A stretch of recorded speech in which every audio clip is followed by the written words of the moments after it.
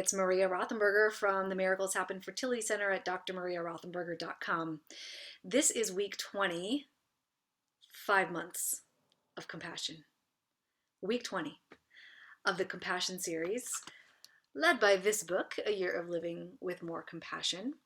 I cannot believe it's the 5th month. We are completing the 5th month today with this compassion vlog. The quote this week is by Thomas Merton, and it's really long, but it is so profound that I'm going to read every square millimeter of it, every single letter. Here we go. Then it was as if I suddenly saw the secret beauty of their hearts, the depth of their hearts, where neither sin nor desire nor self-knowledge can reach, the core of their reality, the person that each one is in the eyes of the divine. If only they could all see themselves as they really are. If only we could see each other that way all the time. There would be no more war, no more hatred, no more greed. I suppose the big problem would be that we would fall down and worship each other. Let that sink in for a minute. Let it sink in.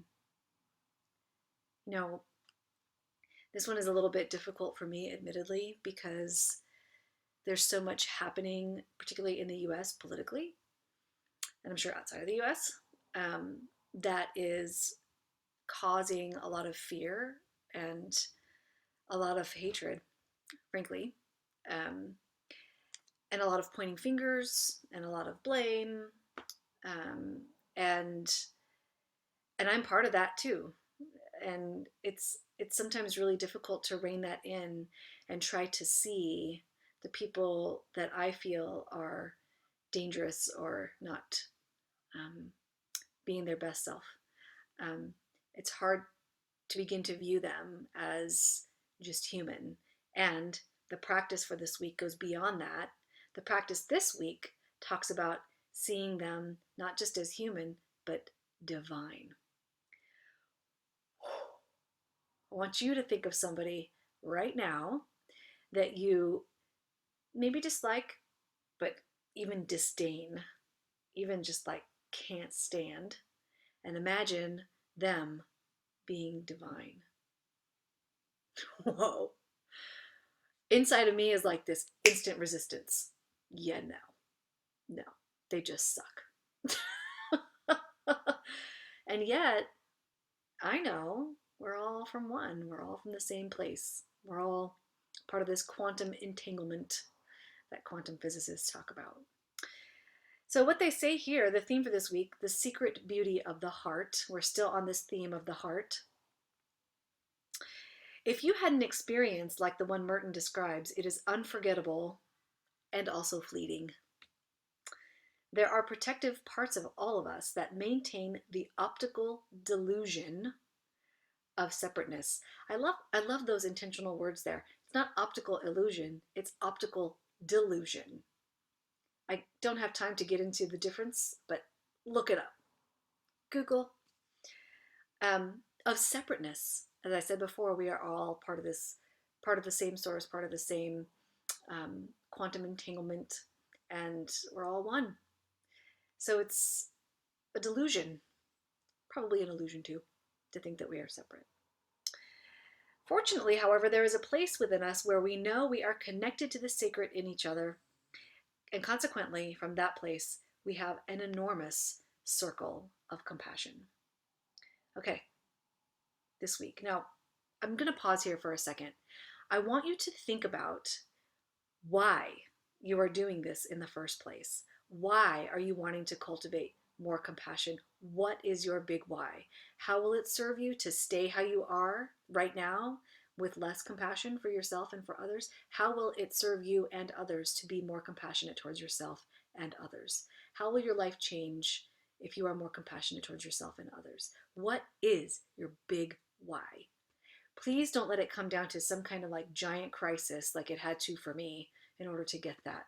You can make that change right now. Okay, here's the practice for the week. No matter how hard we work to be open-hearted, we all have parts of us, sometimes unconscious, that give us negative or fearful thoughts and emotions regarding a person we consider different or dangerous. Think of such a person in your life that you fear or disdain, or a group of people that at some level you fear or disdain, and then imagine a single person from that group. Notice how you feel toward this person as you consider them. Now, pretend that you have x-ray vision and you can see inside that person.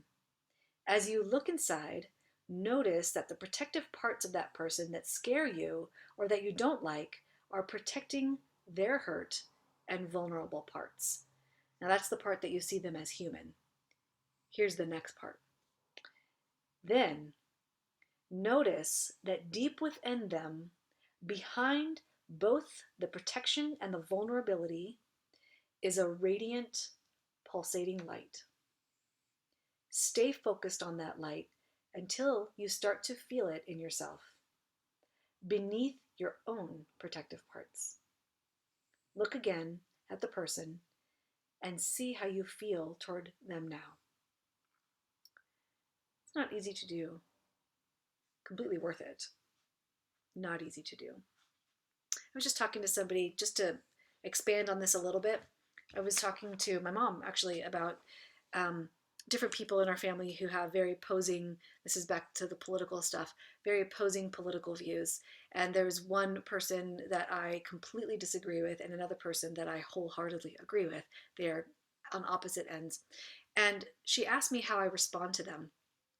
And the one person that I disagree with completely has a style that is blaming and name calling. And the person that I agree with has a style that is blaming and name calling. And I do not agree, and I'm not okay with, and I don't resonate with either of those styles. So the point is that you can see the divinity in somebody else, even if they completely disagree with your points of view. And even if they are name calling, being disagreeable, being ornery, being all those things. Because if you're able to look beneath that, which these are family members, and fortunately I'm able to do that.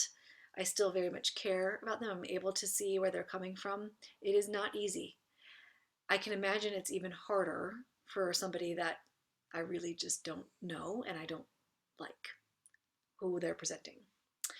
But you can start there with somebody who's a little more benign and a little more safe if you find this exercise hard. Regardless, I'm hoping that the practice of this Compassion Week brings you much more compassion and peace in your life. Until next time.